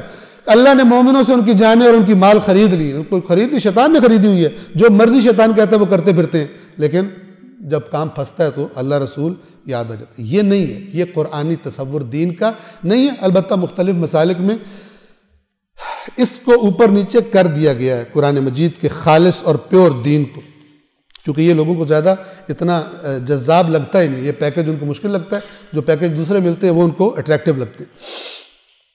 اے اولاد آدم اگر تمہارے پاس خود تم ہی میں سے رسول آئیں جو تمہیں میری آیات سنائیں تو پھر جس نے تقوی اختیار کیا اور اصلاح کر لی اسے نہ کوئی خوف ہوگا اور نہ ان کو کوئی غم ہوگا. 36 نمبر آیت والذین کذبوا بآیاتنا اور جو ہماری آیات کو جھٹلاتے ہیں واستکبروا عنہا اور آیات میں جو باتیں ان کے سامنے اکڑ جاتے ہیں کہتے ہیں میں تو کرنا ہے میں نے تو کرنا ہے میں تو نہیں چھوڑ سکتا میرا گزارا نہیں ہوتا اس کے بغیر کوئی اور کام بتاؤ اسلام میں ہر چیز کا حل موجود ہے یہ کام میں نہیں چھوڑ سکتا یہ میں چھوڑ دوں گا تو میں کھاؤں گا کہاں سے میرا اسٹینڈرڈ دیکھو مر جاؤں گا بھوکا یہ ہو جائے وہ ہو جائے گا میں یہ نہیں چھوڑ سکتا. اکڑ جاتے ہیں اپنے مفادات جہاں خطرے میں ہو دنیا کے وہاں اللہ کے احکام کے سامنے اکڑ جاتے ہیں. نہیں مانتے ان کو۔ اولئک اصحاب النار، جن کا یہ مزاج ہے یہ اصحاب النار ہیں، ہم فیہا خالدون، ہمیشہ ہمیشہ اس آگ میں رہیں گے۔ اور آج کے لیے آخری آیت نمبر 37، دیکھیے اللہ تعالیٰ کیا فرما رہا ہے۔ یہ اس لیے اللہ تعالیٰ کہہ رہا ہے اس سے بڑھ کر ظالم کون، یعنی سب سے بڑا ظالم ہوا، کیوں؟ کیونکہ اللہ کے نام پہ گھڑتا ہے اور خود تو بیڑا غرق کرتا ہے اپنا، پبلک کا بھی بیڑا غرق کر دیتا ہے، غیر سنجیدہ پبلک کا، جن کو صرف سنی سنائی پہ چلنا سکھایا گیا۔ فَمَنْ أَظْلَمُ مِمَّنِ افْتَرَى عَلَى اللَّهِ كَذِبًا، اس سے بڑھ کر ظالم اور کون ہے کہ جو اللہ پر جھوٹ باندھتا ہے، گھڑتا ہے۔ او کذب بآیاتہ، یا یہ کہ اللہ پہ جھوٹ باندھتا نہیں ہے لیکن اللہ کی جو آیات آئی ہیں ان کو نہیں مانتا۔ یہ دو صفات۔ اولئک ینالہم نصیبہم من الکتاب، ان لوگوں کو وہ حصہ ملے گا جو ان کے حق میں اللہ نے لکھا ہوا، اس نے جو مہلت دی ہے اس کے دوران جو لکھا ہے وہ ملے گا۔ دنیا میں موج مستی ہو سکتا ہے کریں جتنی ان کے لیے لکھی گئی ہے، ملے گی ان کو، لیکن کب تک؟ حتی اذا جاءتہم رسلنا یتوفونہم، یہاں تک کہ جب ہمارے بھیجے ہوئے ان کی، رسل اصل میں رسول کی جمع رسول کہتے ہیں جس کو بھیجا گیا ہو، کوئی پیغام دے کر، کوئی کام دے کر۔ تو فرشتوں کو بھی قرآن مجید یہاں پہ مراد فرشتے ہیں جو آ کے جان قبض کرتے ہیں، روح قبض کرتے ہیں۔ یہاں تک کہ جب ہمارے بھیجے ہوئے ان کی قبض روح کے لیے آئیں گے، قالو، تو وہ روح قبض کرنے والے فرشتے ان سے کہیں گے، اینما کنتم تدعون من دون اللہ، کہاں ہیں وہ جنہیں تم اللہ کے سوا پکارتے تھے؟ لاؤ ان کو، ابھی تمہاری سفارش کرے اور تمہیں بچا کے لے جائیں۔ کہاں ہیں وہ جنہیں تم پکارتے تھے خدا کے سوا، یعنی جن کے ساتھ تم نے اپنے من گھڑت چیزیں منسوب کی ہوئی تھی کہ ہم یہ کر رہے بھی ہیں کیونکہ ہم نے ان کو راضی کر لی، ہمیں بچا لیں گے، بلاؤ ان کو، بلاؤ آ کے تمہاری سفارش کریں اور تم سے چھڑوا لیں۔ او کیا پیروں نے گھڑے ہوئے قصے، فرشتوں کو حضرت فلان کی قبر میں فرشتے آئے، انہوں نے پوچھا تیرا رب کون ہے، انہوں نے آگے سے فرشتوں سے سوال کیا، وہ ڈر گئے، یہ کون بلا آ گئی قبر میں کہ جو ہم سے سوال کر رہی ہے۔ اللہ کے فرشتوں کو پتہ ہی نہیں ہے کہ ان کو سوال کرنا ہے یا سوال سننا ہے۔ ایسی بیہودہ لغویات اپنے جھوٹے جو بنائے ہوتے ہیں اس پہ گھڑ دیتے ہیں۔ پھر جناب ہمارا مرید جو ہے وہ قبر میں عذاب ہو رہا تھا، اور پیر صاحب قبر سے گزرے، انہوں نے فرشتوں سے کہا جاؤ اللہ سے کہو یہ میرا بندہ ہے، ویسے اس کو عذاب ہو رہا ہے۔ اللہ تعالیٰ نے کہا نہیں نہیں یہ بہت گناہ گار ہے، اس کو چھوڑ دو۔ تو وہ پیر ضد پہ بیٹھ گیا، آخر اللہ تعالیٰ نے کہا کہ بھائی فرشتوں کو چھوڑ دو یار، یہ بہت ضدی ہے، یہ بات ہی نہیں مانتا۔ اللہ تعالیٰ نے سرنڈر کر دی۔ اس قسم کی بیہودہ لغویات، او واہ واہ سبحان اللہ، سارے آنکھوں سبحان اللہ تو سارے پڑھو فلان، اس پہ دین چل رہا ہے۔ اور دنیا کس کے پاس ہے؟ دنیا اوروں کے پاس ہے، وہ اگر لتر مار رہے ہیں، ٹھیک ہے، ان کے لتر کھاتے ہیں، پھر ان سے لتر کھا کر ایک دوسرے کو لتر مارتے ہیں، شیعہ سنی کو، سنی شیعہ کو، لگے ہوں۔ شیعوں پہ کوئی مصیبت آ جائے، کچھ ادھر سے تالیاں مار رہے ہوتے ہیں احمق، اور کچھ ادھر مصیبت آ جائے تو احمق ادھر سے تالیاں مار رہے ہوتے ہیں کہ ان پہ مصیبت آئی ہے فلان ہوگی۔ پتہ ہی نہیں ہے کہ سب پہ مصیبت آئی ہے، ذلت اور رسوائی سب پہ تھوپ دی گئی ہے، کیونکہ اللہ نے جو دین دیا تھا اس کی جگہ آرزوؤں اور من گھڑت چیزوں پہ سارے اپنی اپنی گاڑیاں چلا رہے ہیں۔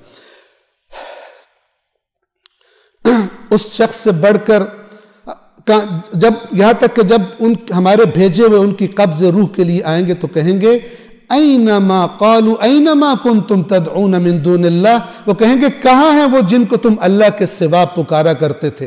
قالوا ضلوا عنا، اب قرآن یہ بتا رہا ہے، کہیں گے وہ تو گم ہو گئے، وہ پتہ نہیں کہاں ہے، وہ ہمیں نظر نہیں آ رہے۔ قالوا ضلوا عنا، وہ ہم سے غائب ہو گئے۔ وَشَهِدُوا عَلَىٰ أَنفُسِهِمْ، اور پھر وہ اپنے خلاف گواہی دیں گے انہم کانوا کافرین، کہ ہم تو اللہ کی باتیں ہی نہیں مانتے تھے، اور ان ڈھکوسلوں کی بھی ہم سمجھتے تھے کہ ہم بچ جائیں گے، اپنے خلاف گواہی دیں گے کہ انہم کانوا، دنیا میں تھے کیا تھے؟ کافرین۔ کافر وہ نہیں ہوتا صرف جو اسلام سے خارج، جو قرآن کی لینگویج میں کافر وہ ہوتا ہے جو جان بوجھ کے اللہ کی بات کو نہیں مانتا۔ میں نے کئی آیات آپ کو پہلے اس درس میں سنا چکا ہوں، گزر بھی چکی ہیں.